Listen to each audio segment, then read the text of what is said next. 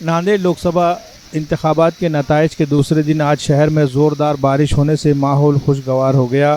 सुबह से ही बादल मंडला रहे थे। दोपहर 3 बजे के करीब ज़ोरदार हवाएं चली और उसके बाद गरजदार बिजलियों के साथ मूसलाधार बारिश हुई। 1 से 1.5 घंटा हुई इस बारिश से चारों तरफ सड़कों पर पानी ही पानी दिखाई देने लगा।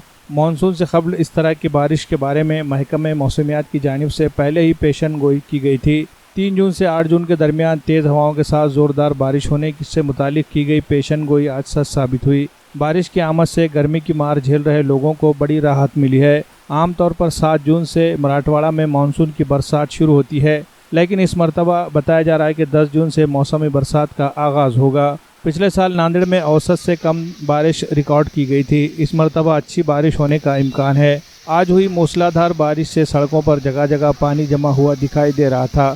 इसी तरह तूफ़ानी हवाएं चलने से कई मुकामात पर पेड़ जड़ से उखड़कर बिजली के तारों और सड़कों पर गिरने के वाक़यात भी पेश आए। बताया जा रहा है कि नांदेड़ शहर के अलावा देही मुकामात पर भी आज ज़ोरदार बारिश देखी गई।